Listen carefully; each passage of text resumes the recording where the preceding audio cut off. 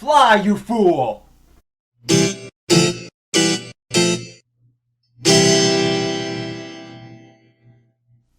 Hola, Geek fans! It's that time again. It's 4:30. It's Friday. We're filming at the luxurious Goodrich Studios International, and this is Geeks at the Movies. My name is Shane Goodrich. I'll be your host this evening, and the man sitting next to me is our illustrious lead writer, the Mr. Jacob Desertels. What's going on, guys? You know the deal by now, folks. This is movie and TV talk from our perspective, the geek perspective. So let's get right to it with the geek news. Item number one. After the colossal success of Transformers Age of Extinction, Paramount has assembled a group of writers to map out the future of the franchise. Now, the next two films of the franchise have been announced. Jake, tell me a little bit more about this. Alright, so we're going to start with the least interesting thing on this list. That's Transformers 5, which we all knew was going to happen, and Michael Bay and... Who's the star of the fifth one? Mark Wahlberg. Mark Wahlberg. They're returning. They're returning as we all expected. And then the really interesting thing here is an animated origin story that they're doing. It's going to be part of the franchise, going to be canon and everything like that. So I don't know how they're gonna play that out. If it's going to star Optimus Prime, if it's going to star like the Transformers that we know, or it's going to have all new characters. I'm not sure why they're going to do it animated. But what do you think about that? Yeah, I don't get what's up with the animated thing. I mean, I actually saw the 80s animated film when I was a kid, Yeah. and it was awesome. Yes. I watched the cartoon when I was a little kid. It was awesome. I had the Optimus Prime with the trailer. It was awesome. And yes, the Transformers movies kind of suck, but I'm used to that now, so I want to see that. But when they say animated, the Transformers themselves already are animated, you could say. They already are CGI. Do they just mean that everything's going to be CGI, but they're going to keep that same look? Or do they mean they're going to make it cartoony? That's the confusion I have here. I think when they say animated, they mean like full on a cartoon. Cartoon style. Yes. Because I could see them using the CGI Optimus Prime and just make everything CGI, not have humans in it. Yeah. And I think that could work. Yeah, and I think I won't say what happened at the end of the fifth one, but I think the ending of the fifth one, fourth one, I mean, links into both of these. Yes. Because it links into plenty of other things too, because they just throw stuff out there. Yep. So, I think the fifth one could link into the origin story that they're doing too, and I'm not surprised at all that either Mark Wahlberg or Michael Bay are returning, because Michael Bay, he's had so much success with these movies. Even though people don't like them, they still go out and see them. Check out our editorial about the Transformers, the Age of Extinction, where we talk a bit about playing to people's taste. Yes, the movie, it's not a good movie. It's freaking terrible, but it gives people what they want, what they asked for. Yeah, I want to talk a little bit about this writer's room that they have here. There's so many different people. They had Robert Kirkman, the guy that created The Walking Dead, in there. They did so many different writers from different franchises coming into this writer's room to map out the franchise. And now we're getting Transformers 5, which we already knew, and then an animated origin story. It's kind of, I think after these films come out, they're going to announce like a bunch more of spin-off films. So, but maybe they'll actually get good talent involved with them. And because I think they announced who the writers were for the animated origin story. I can't remember who they were because I hadn't heard of them before. But maybe they've been involved in some interesting projects, and I'll have to check out their work and see what they've done. But I think the reason they announced they got together this whole group of writers is because they know that they need to do something better with these spin-off films, because they can't get Michael Bay to just direct every single one and Exactly. have everyone go out and see them. Isn't this tactic what they're doing with DC? Don't they have a bunch of writers and they kind of piece together things? Yeah. I feel like I've heard this before. Yeah. This approach. I think all of these huge multi-film franchises have this group of writers that oversee a lot of the creative decisions that are happening. I'm sure Marvel has that. I'm sure DC has that, and I think where you heard that was the DC TV universe. Okay. They have it, and also Star Wars with their expanded universe. They have a group of people that oversee everything. I mean, there should be a roadmap now to doing this. Yeah. Because now that you keep going back to the MCU, it's astonishing what they've done. Yeah. I can't think of another time in film history where they've created this giant film verse, right? The MCU has made film for me what TV is for me. I've often said I tend to be more interested in TV shows because I can get invested in them because they go on and on and on. But now with the MCU, it's the same thing, but with this massive budget, and I want more of this. I'm really excited about this. Some people are going, "Oh, don't just keep ripping off the MCU. Not everything needs to be a cinematic universe." But this is a new concept. Yeah. Sure, the MCU's doing it, and sure they are ripping it off. But I don't care because the concept is really good. I think it's a great idea. Yeah, and there's no reason for them not to do it because it's going to make them a ton of money. Right. So- Ching!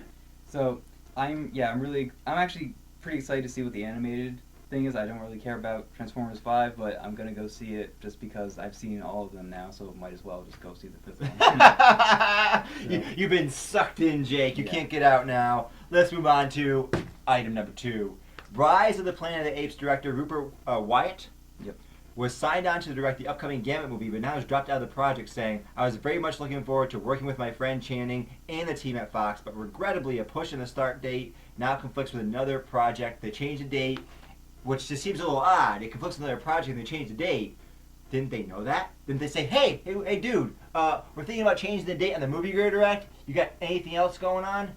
Yeah, well, I think they probably did that, and then he said, "No, I can't," and then now he's just announcing it now because I think they just announced this the new start date not that long ago because it has to do with the increase in the budget, so they have to push the movie back so they can get the budget all together. Oh, okay, I see. It's not a huge pushback. It's only like a few weeks, but That's it. That's enough to make it shut him yeah, down. because this guy, he has these big directors. They have like projects lined up right one after the other. That's true. And a few weeks is enough to make them drop out of a project. But that tells me, though, that they have faith in this director. Were there problems behind the scenes?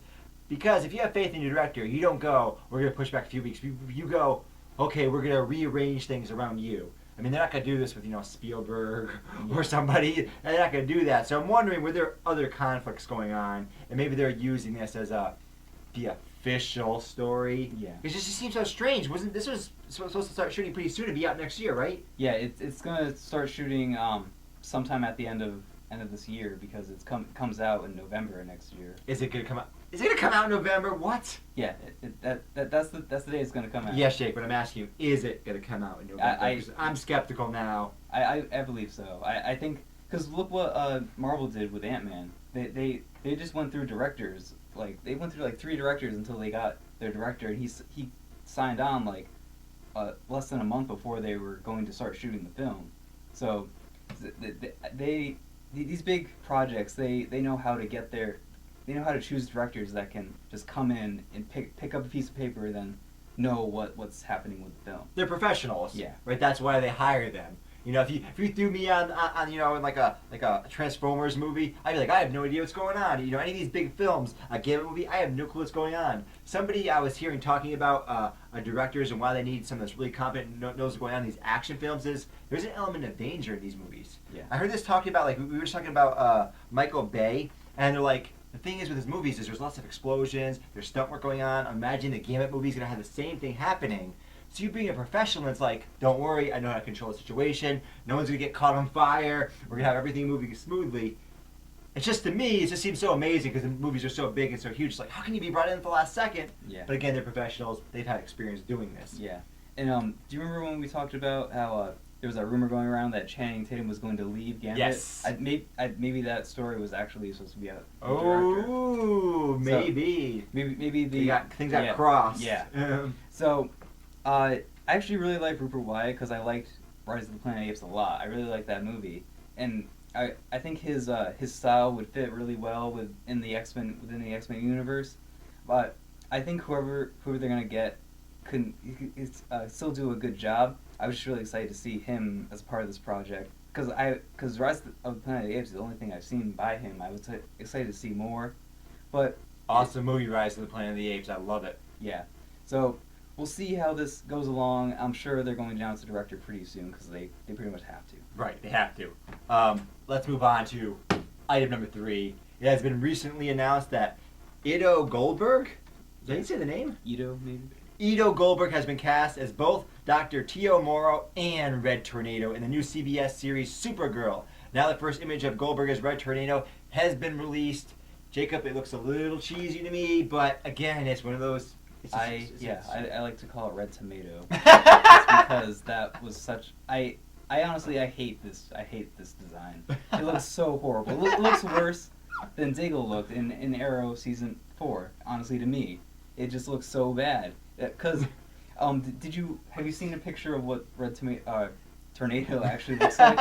I have not seen a real picture of Red Tomato. Yeah. No, I've only seen that picture. I have no comparison to base. Yeah, I know Red Tornado from the animated stuff I've seen, like Young Justice. He was in that as kind of that team's Martian Manhunter, basically. He played that role.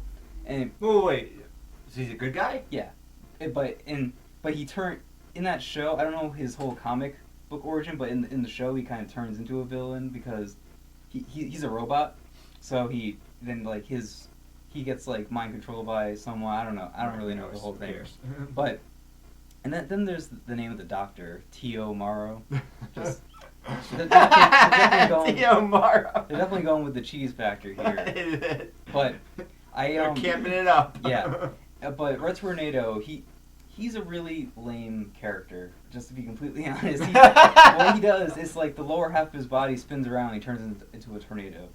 So I wish they just made him look better because it just adds to how lame of a character he is by making him look like this. He looks like Vision with the green scraped off. That's what he looks like. See, I saw the picture and I wasn't impressed, but I assumed there was going to be a lot of CGI enhancement to that's it. what I'm guessing. That's what I'm assuming. But now that you're telling me about some of the stuff he does, what? Maybe they'll just make him like control wind and not actually turn into a tornado. So I don't know what they're going to do with this character, but I really hope they do touch him up with CGI because he just looks pretty ridiculous right now.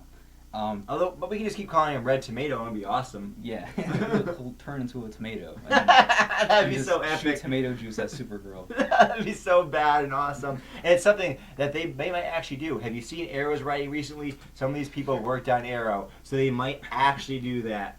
Yeah. You know, it's a possibility, folks. If you've seen Diggle's helmet, if you've seen what they're doing with Arrow, if this guy starts throwing tomatoes at people, I'll be like, yep. Fuck it, they're just gonna do it. Whatever. Yeah, we'll see in November when the series premieres. Which I like the pilot again. I just want to mention, I like the pilot. Yeah, and I just want to say something here before Supergirl comes out. We're not going to do a review of episode 1 because we already did a review of episode 1 and when it got leaked online. But we will do a review of episode 2, and if I continue to like the series, we'll both do a review of the season as a whole. So stick around for that. I will have the caveat that if episode 1 changes significantly, we'll talk about it because it's possible because it was released early. Yeah. Like it was leaked, right? Yeah. It wasn't actually released. It was leaked. So if that happens, we'll talk about it. Otherwise, we're going to see our first review, episode 2. You can check out the pilot review online on the YouTube channel. Like, comment, subscribe, and share. Let's move on to item number 4. Director of the upcoming X-Men Apocalypse, Bryan Singer has announced that his next project will be a 20,000 Leagues Under the Sea movie. With this announcement, he's also assured fans, I'm not abandoning X-Men. Don't worry, I'm here to stay. We're not giving it back to whoever did number 3. We're not giving it back to the Wolverine guy. Don't worry, folks. Everything is cool. What do you think about this? I think this is a pretty cool project for Bryan Singer to be attached to. Because, have you ever actually seen like a feature-length 20,000 Leagues Under the Sea movie? You know, Patrick Stewart, I think, starred in one, and I didn't see it, and I wanted to see it. Okay, well... I know about the story in Captain Nemo. Yeah, I know the story. Yeah, I know the story. I'm familiar with the novel that this is based on. But I haven't seen any of the movies or any like TV movies that have been released. So I'm going to be going into this pretty much blind, except for what the overall story is about. Right, me too. Actually, now that I think about it. And so I think it's really interesting because the bottom of the ocean is kind of it's unexplored territory, just like this movie is going to be, pretty much. So I think, and Bryan Singer has a really interesting way of making unnatural things into the natural world. Because with the X-Men, they're mutants, right? And they just look like humans upon appearance, and then they can do all these crazy and wild things.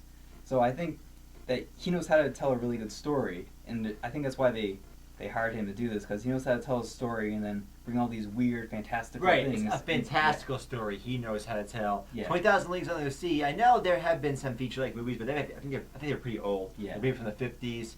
This is going to be a special effects spectacular. It has to be. It's Under the Sea, 20,000 Leagues Under the Sea. Yeah. So I'm really looking forward to it because I really don't know much about it. You know, I've heard things here and there in school. They talk about it, and they probably try to get me to read it in school, and I didn't read it. You know, but Bryan Singer, he's impressed me with his X-Men movies. I love the X-Men movies, and I'm also really happy that he didn't lead X-Men. Yeah. Right? Because you hear these announcements. It's just like you said, Jake. There's so many things these directors have on board. It's like when they say, "Oh, I'm directing this movie," don't assume they're not going to direct another movie unless it's Guillermo del Toro, because then just assume he's not going to do whatever project he says. But other than him, you know, they do a lot of different things, and I want to see Bryan Singer not just do X-Men. If he's good at this, maybe he can be good at something else that I can be interested in. Maybe I can get another director I really like, because I really don't have a lot of directors I cling on to. It's not like a lot of directors I go, he's directing, I'm going to watch. Yeah. You know, there's some actors that like Daniel Day-Lewis, like he's in it, I want to watch it. There's a few directors, Martin Scorsese, he's in it, I want to watch it. But there's not that many. So if I can get some more directors like that, that'd be awesome. Have you seen The Usual Suspects? I have not, sir. That was Bryan Singer's like breakout movie that he directed, and it stars Kevin Spacey and some other big name actors. That movie is awesome. I love that movie. When did Usual Suspects come out? It came out in the 90s. I'm not sure what year. Okay. It was his first major movie? Yeah, I'm pretty sure. And then he directed some movies after X-Men 2 that weren't so good, and then he went back to X-Men and just blew everyone's mind. So I think just with he's going to be taking a break from X-Men, and that's good because you don't want to stay attached to one franchise for too long, or else you kind of like lose your creativity with it. Have we seen another director that we talked about earlier that may have lose his creativity? Let's see here. Oh, Michael Bay! Let's see how he does with the fifth film. He lost that in the 90s too, after The Rock. But yeah, I'm excited for Bryan Singer directing this movie, and to he pretty much confirmed that he's going to be coming back to the X-Men universe. Whether or not he'll be directing is going to be up for debate, but I think that he will be directing. What other role will he play? Is he a screenwriter? He's written some of the movies he's directed too. So I think, and he can also just be there as like a consultant for the stories too. So he's executive producer. Yeah. He'll definitely be around the X-Men universe in some way or another. I'm just excited that he's going to be taking a break and then coming back later. You know, when I read this, at first I was like, maybe I should watch that Patrick Stewart 20,000 Leagues Under the Sea movie. I love Patrick Stewart. But now you've convinced me, Jake, no, I'm not going to do that. Because I want to come into this more fresh. Yeah. I want to come into this not knowing too much. I know a little bit. That's enough. I know the taste. Let's just go with that. Okay, let's move along. We're on item number 5. Multiple reports online are claiming that Warner Brothers are currently working on developing a Booster Gold and Blue Beetle movie. The reports also claim that the film will be played out like a buddy cop movie and be directed by Arrow Flash and Supergirl producer Gren Berlanti. Jake, what Booster Gold and Blue Beetle? What the hell is that? These are two very noteworthy characters, I guess, for the average movie-going fan. For any movie-going fan? Because they're some of the weirdest characters, heroes, I guess, in the DC universe. Booster Gold, he has pretty much an Iron Man kind of feel to him because he's from the future, and he steals like this suit from this museum and then goes back in time to kind of become a famous superhero. He's kind of a dick, and he's really cocky, and when like the attention goes to someone else, he gets really mad. And then Blue Beetle, the like original origin from him, he gets like this blue scarab from Egypt, gets him this weird suit and powers. So, and then I don't really know what their whole. You're really selling me, Jake. Yeah. I'm really into this already. This is about as good as Red Tomato, Jacob. Yes. That's about the quality level you're giving me right here. I'm pretty sure their relationships together is what makes people like these two characters the most when they're together and when they're kind of playing off each other. But I don't think this is going to actually happen because it doesn't fit with the rest of the DC cinematic universe. Because they're saying it's going to be like a buddy cop movie. That doesn't go with like Batman v Superman. that doesn't work there. And also Greg Berlanti directing. He's not really that much of movie director. I don't think he's ever directed a movie before. He's just created this production company for Arrow, Flash, and Supergirl. He's good in the TV universe. So I don't think DC would like take a chance with getting this guy has never really directed a movie before and have him direct this kind of unknown property. So, did you just include this in the script to make fun of it? Is that what we're doing right No, now? I actually would really like to see this movie. Really? Yes. I thought you just want to make fun of it because it sounds so ridiculous. No, I actually like the characters of Booster Gold and Blue Beetle. I just don't. It sounds so stupid. I know. It's like Red Tomato, man. It's like Red Tomato. But I just want them. If they do make this movie, I don't think it could be a part of the DC Cinematic Universe. I think it would be like its own separate thing. Oh, okay. And I think that would feel much more. It would feel much more fluid, you know. Right. It wouldn't be just like forced into the cinematic universe. And I hate when they just force shit in. That annoys me. But are they doing that? Is that even on the table? That option that you're giving me? I think they not being in the universe but making the film. I think they definitely could do that because there's been some stuff going around with Marvel, like the more violent characters. Oh, maybe they can put them in their own like separate, more R-rated universe. But they're not gonna. They're not doing that now because Daredevil is pretty much R-rated and it's in the same universe.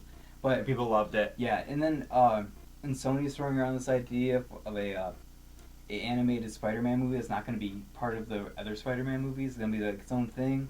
Weird. So it is weird, and I think DC and counterproductive. I think Yeah. in the case of Spider-Man. Yeah, and I think DC would benefit from doing that because they have so many characters that are they're more lighthearted stories and more lighthearted characters. They don't fit in this universe. Nolan-esque universe. So, and I think if they made their own universe for these characters, that could work a lot better. But I want to see how they handle two films. I want to see how they handle Flash and Shazam.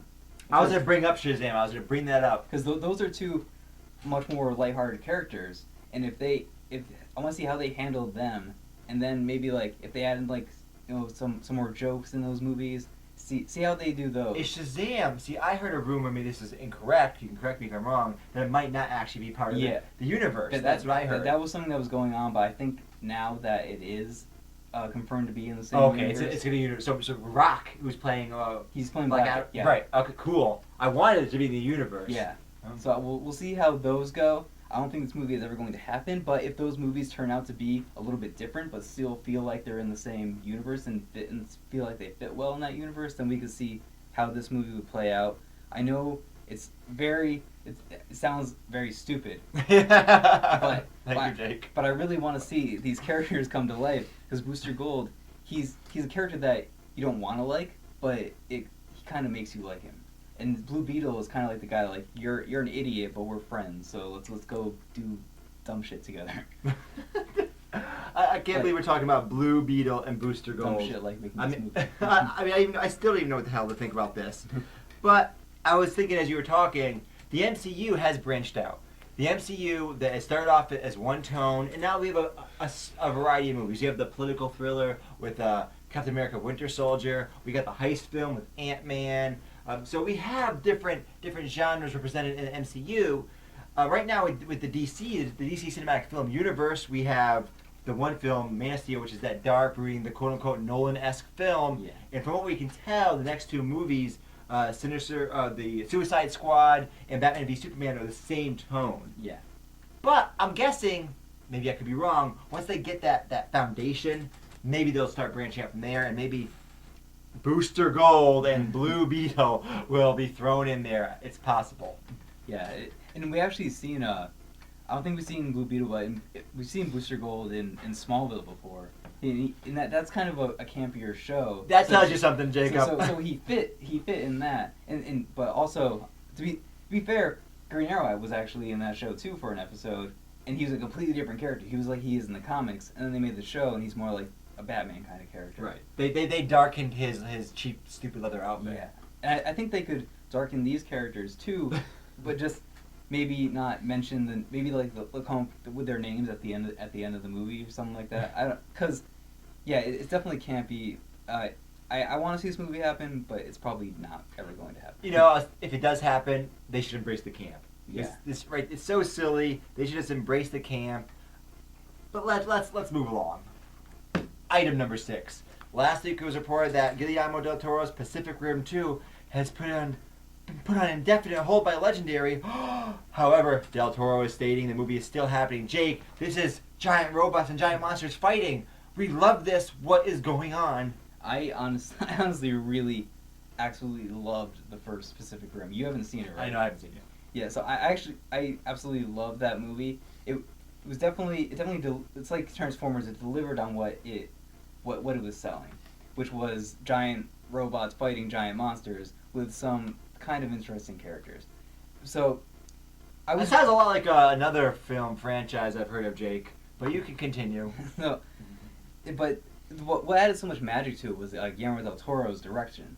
He had that whole fantastical element that he's so good at directing. So good at it. And so I'm really sad, and pretty much I'm actually kind of pissed too that this movie got put on indefinite hold, because it just continues Guillermo del Toro's track record of not actually making movies that he signed on to do. Then he promises fans are coming, but then this happens. Right. Del Toro is stating the movie is still happening. Yeah. I don't believe you, Del Toro. I don't believe you. Why should I believe you? You always cancel. There's so many. Your name is attached to everything. I was so disappointed when he left The Hobbit. Yeah. When he left The Hobbit, I went. Oh. There was an honest reason for him coming off of that movie, because it got pushed back so much. He was like, I got to go direct Pacific Rim, but then it's a trend, though. Yeah. He wrote the script for Justice League Dark, and he submitted it to Warner Brothers, and then they're like, we're not going to do that yet, so we'll put that on hold. And he's like, okay, I'm not going to direct it anymore, because I don't know what's going to happen. So he left that. Hellboy 3 is probably never going to happen.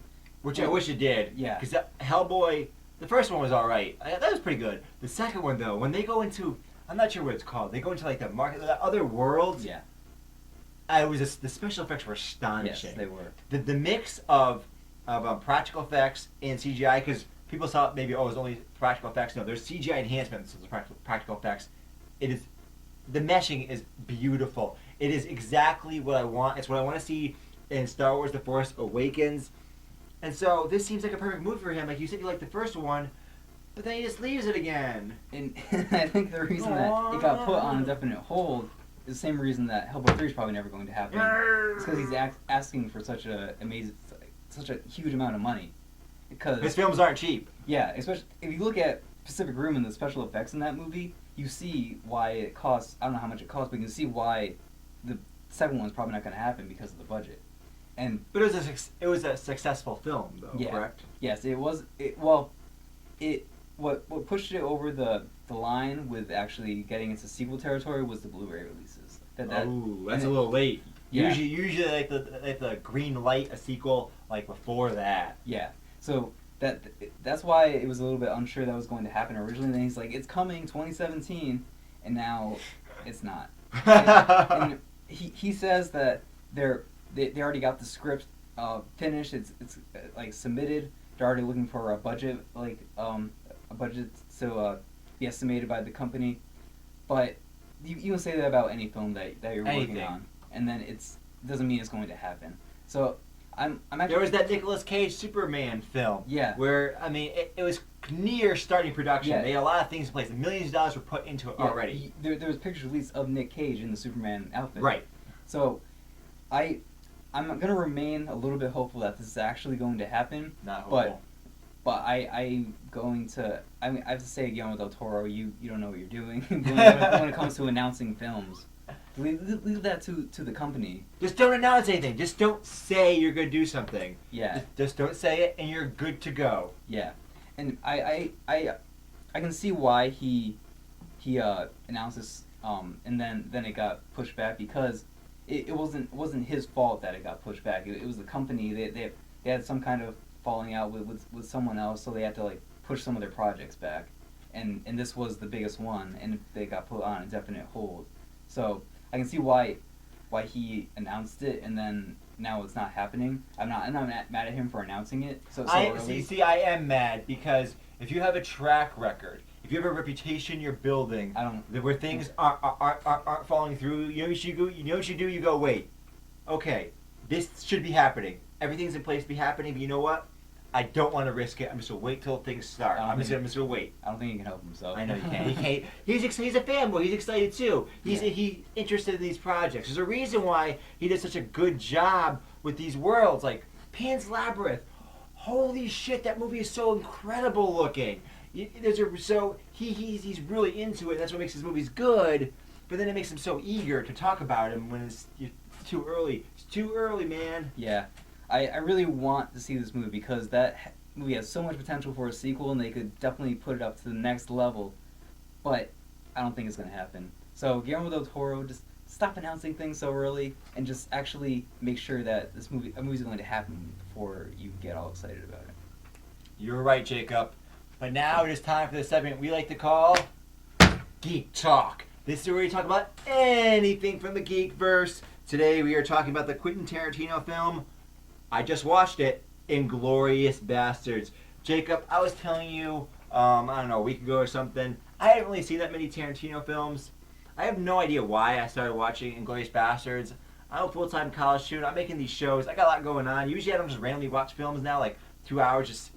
There's some other things I had to watch for this show. I had to rewatch. There's another movie we're going to do a segment on, Coriolanus. I rewatched that for the show, and it's like, I can't fit something else in the schedule. But something compelled me to watch this. Maybe it's the historical drama aspect of it. I don't know, but I watched it. Why don't you tell me a little bit about your feelings? Because you're more the Tarantino fan than I am. Yeah, I really like this movie. It's definitely not my favorite Tarantino film, but it definitely has a lot going for it that I really, really enjoy. Like, Brad Pitt's character is one of the best characters I think I've seen from a Tarantino film. Just because he's kind of an idiot, but he has like that badass quality about him at the same time, where he's like hunting Nazis, and then there's the bear Jew. The bear Jew, the golem. And this movie is just filled with such an amazing cast.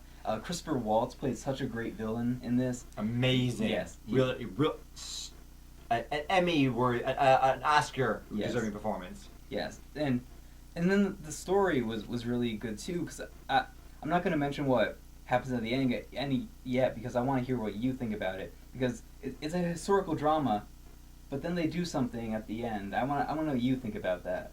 It's an alternate history thing, Yes. right? I want to talk though before we mention that part about Brad Pitt. I actually didn't care for Brad Pitt's character that much. I actually had the opposite view of you. He's probably my least favorite of the main cast. Actually, I didn't think he was terrible, but of the main cast, he's my least favorite.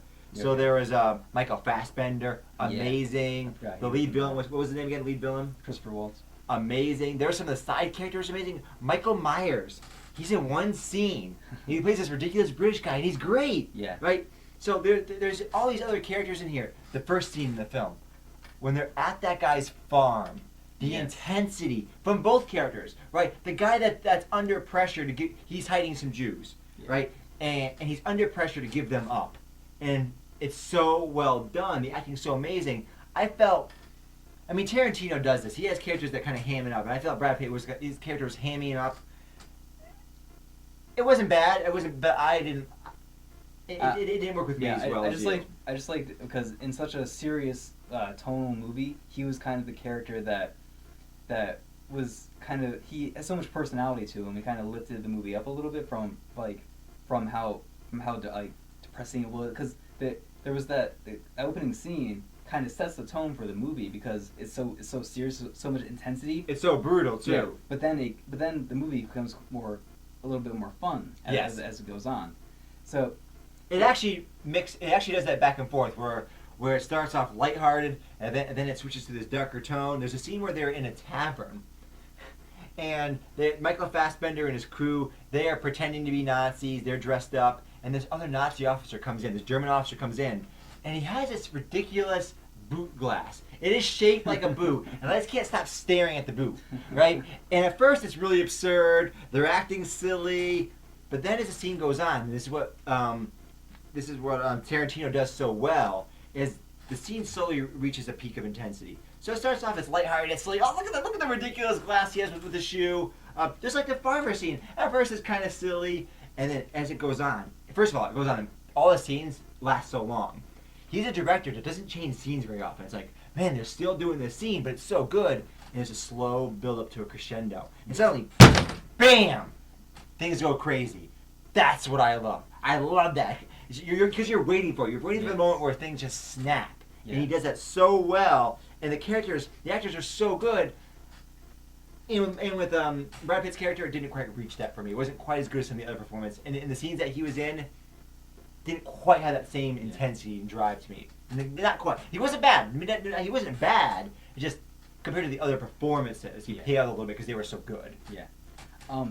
Being such a historical drama major fan of that, what did you think of the alternate timeline that they? Awesome. I loved it. Yeah. They finally got to see someone kill Hitler. Right. Yeah. They, at the very end, a couple of Jews. Right. Actually, you can see it, and when they're killing Hitler, because first of all, they shoot him like a million times with machine guns. Right. First of all, they're sacrificing themselves because they know they're gonna die, but they hate him so much for what they've done to him and his people that they don't give a fuck. Right. And that's what I love. The emotion is so real. Like all the characters. There's another character. There's the theater owner character. Because what happens is there's a plot. There's going to be a movie that's going to be released, a propaganda movie. Hitler's invited to watch it. There's going to be a lot of Nazi high officials there. Two different people, two groups. There's the Inglorious Bastards, which is Brad Pitt's group. They find out about this, and in conjunction with those English people, they want to blow it up. Unbeknownst to them, there is another character that we meet at the very beginning of the movie in that farmhouse. The only Jew to escape after what's his name again? The bear Jew? Is that what you're talking about? The Nazi, the bad Nazi. Oh, Christopher Waltz. After Christopher Waltz has his men kill all the Jews, she manages to escape. She has to become his theater owner, and now they want to show this propaganda film in her theater. So she also wants to blow the theater up. They both want to blow the theater up. And it's interesting to see how their plans come into fruition. And at the end, it's like so many Tarantino films, everything goes to hell. But I assumed, this is what I assumed. I'm like, oh, well, I know Hitler doesn't die here. Yeah. I know that's not what happens. This plot doesn't work, right? No, it doesn't work. I was like, and I thought it was great because throughout the film, Tarantino is actually pretty good with the historical accuracy, with the costumes.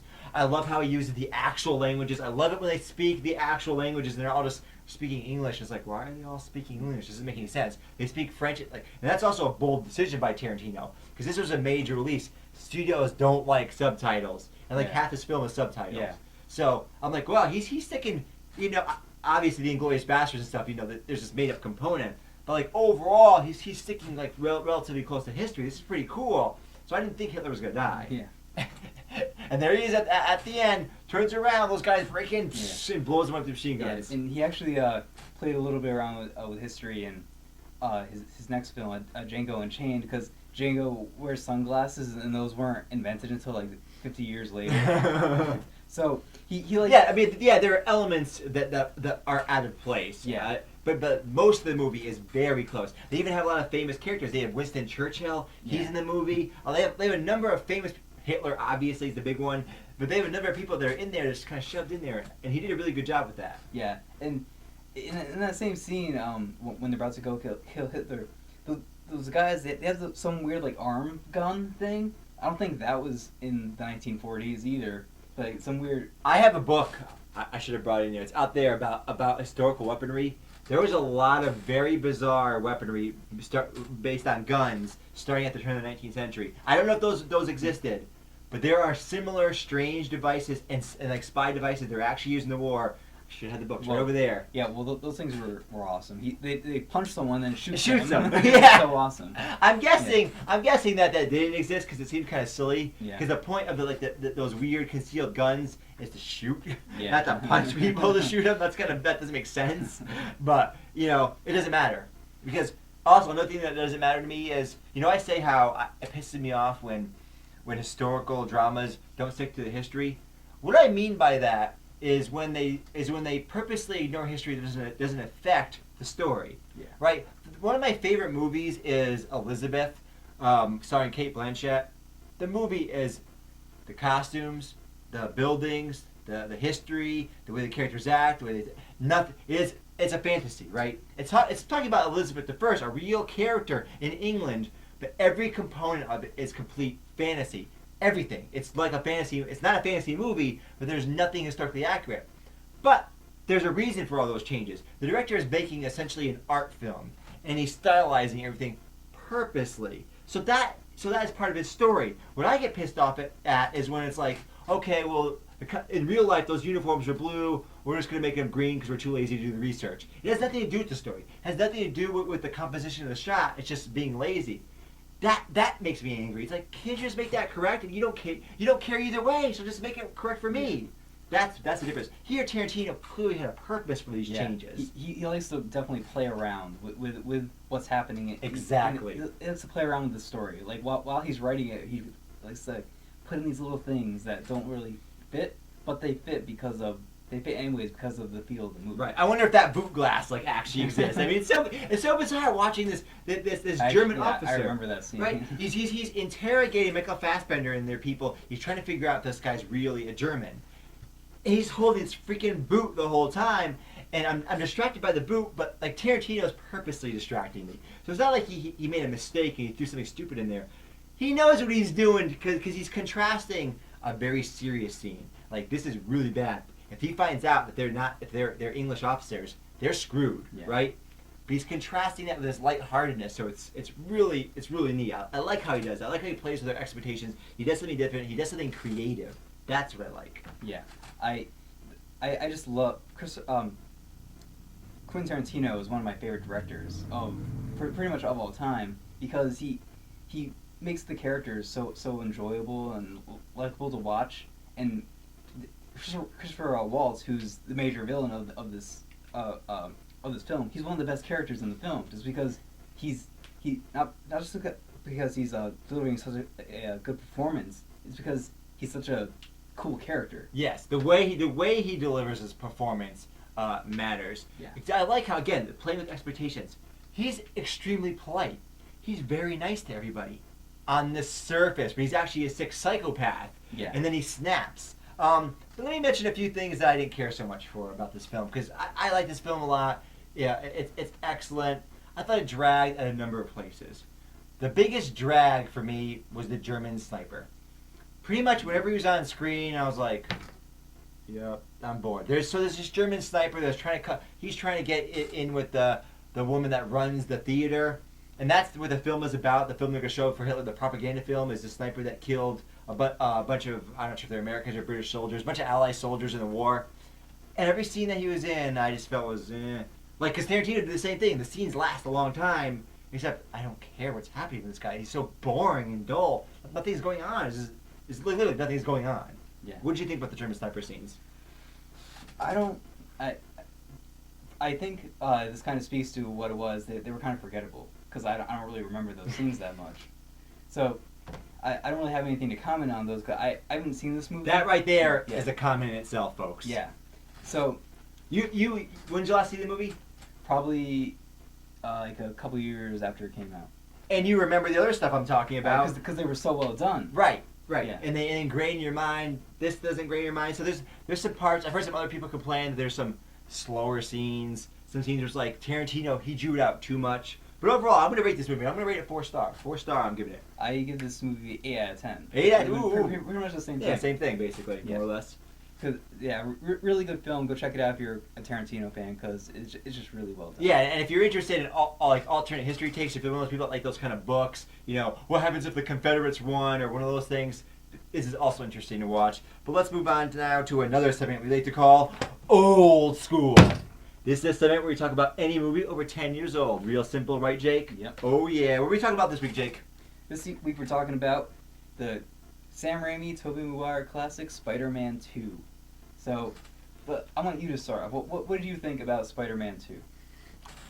Excellent. I love Spider-Man 2. I love the first one. The first one really got me into comic book movies. Like, it got me into superhero films. And the second one just did everything better than the first. Yeah. The villain was better. Dr. Octopus was amazing. The special effects were better. The chemistry between the characters was more real, more believable. What I mean, was there anything worse? It's just everything. He took everything that was good about the first film. He actually made a good villain where you could see his face this time. Yes, and he just made it better. Right? He just expanded upon what he did in the first film, which unfortunately I was hoping that would go on to the third film, but it didn't. But let's just stick to the second film right now. What did you think? Yeah, I've always said that the first Spider-Man movie was my favorite of the Spider-Man franchise. But after rewatching this movie, I think this is my favorite Spider-Man movie now, just because they had so much to it. Like you said, they made everything better, and Sam Raimi actually added in a little bit of his horror background into this movie when Dr. Octopus is getting he's trying to get the things taken off of his back, yep. and then they come to life and kill all the doctors. That was actually a really scary scene for like a 12-year-old to see.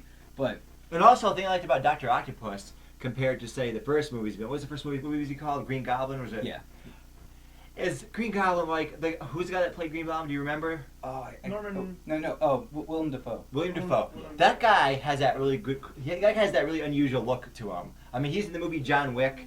Yeah. He's got that really creepy look, but just naturally, he's really, really gaunt and skinny. Like, he has no fat in his body, and he looked cool as a villain.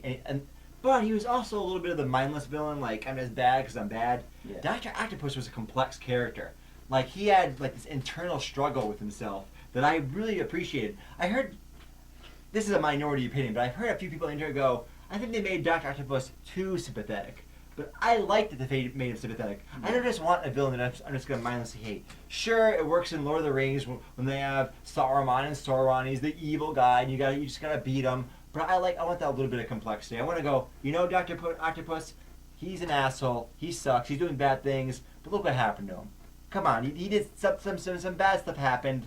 We can see a little bit where he's coming from. It doesn't justify what he's doing, but you can at least understand it more. Yeah, I definitely agree that they added that aspect into this villain. You could kind of feel a little bit for Norman Osborn in the Yeah, first it's true. Oh, yeah. But they definitely brought up to the next level with this. He wasn't really that much even of a villain in this movie. He was just a guy that wanted to get these horrible things taken off of his back, and not to live with them. And they really played into that. And then yeah, they had a mind of their own at times. Yeah. Like, he wasn't controlling them. It was weird. Yeah. And then they added in some really funny scenes where Aunt May's beating Dr. Octopus with the umbrella, and then they have then like 10 minutes later, really serious scenes where there's that scene where he stops the train from going off the tracks. Fantastic scene. And then they pick him up and bring him to the back of the train. So good. Yeah, their juxtaposition of the comedy elements, the drama elements are excellent. These are what the best superhero movies do. They combine both these elements. Even like the serious TV shows like Daredevil, we say it's darker. There's plenty of good laughs there. Captain America: Winter Soldier. Like, I was surprised when I went back and watched it recently and went, oh, there's actually quite a few laughs here. This isn't the Nolan film. Yeah. It is dark, but they combine both elements and it works really well. And for a superhero film, for a film based on comic books, I think that generally is probably what you're looking for if you're trying to sell it to the general audience. I know DC is doing something different, and I love the Nolan Batman films, and I love Man of Steel, but this seems to be more the classic way, the way that's most often going to produce best results, at least in terms of making money and popularity. Yeah. And then this movie ended on kind of a high point with there was a big dramatic scene with him falling into that thing he created, and then he saved Spider-Man saves Mary Jane to get back together, happy ending, all that. Obviously. But then Norman Osborn's son, I can't remember, Harry, he finds that secret compartment, and then wasn't there a scene in the film where like he sees his father in a mirror or something? That sounds familiar. Is that scene there? So, yeah. I don't think that's in the third movie. I think it's in the second movie. No, it's in the second one. That's how he finds the. Yeah, it's fine. Because he throws something at the mirror, and Yeah. it shatters and opens it up. Yeah. Thank you, Joe. Yeah. It is in the movie. Yes, and then that movie, it's basically the lead into the third movie, which we all know was a huge disappointment. And they brought in Venom. They brought in Venom and they ruined it. Why did they do that? But we don't really have time to talk about that, Jake. Is there anything else you want to say before we end the show today? Definitely go check out Spider-Man 2 if you haven't seen it before, because it's definitely the best of the Spider-Man movies in my opinion. Definitely better than the Amazing Spider-Man 2. So go check that out, and you can also find our reviews of other Spider-Man movies that we've done. We did the first one before. I don't think we talked about Amazing Spider-Man yet, but No, not yet, but we will. We'll hate on it. We'll hate on it soon, folks. well, the second one, not the first one, because I actually like the first one. I'll hate on them both. Okay. You'll hate on one of them. Yeah. So yeah, stick around for that. All right, so sadly we reached the end of Geeks at the Movies for today. You can see us on YouTube. You can see us on Facebook. You can check us out on Twitter, Geeks at the Movie. Get rid of the S. There's a 15-character limit. You can contact us via email, geeksatthemovie.ct@gmail.com. Is that correct? Yep. Awesomeness. Anything else you want to say, Jacob? Definitely comment in the comment section what you think about our show, and whatever you think about the geek side of TV and movies. We want to know what you think, because that's the most important thing here. So like, comment, share, subscribe, all that jazz. So I definitely like doing this show. So we want to know what you think. So yeah, let us know. And remember, if you're watching on CBC5 or Chart 192, go to the YouTube channel. There's actually more content. We don't just repost a show. There's additional content. We're going to be talking about a play actually pretty soon, The Fox and the Fairway. So you can check that out on the channel. But otherwise, we are done for today. My name is Shane Goodrich. This is Jacob Desitoes. And we are Geeks at the Movies. Look at the praying mantis. Look at that.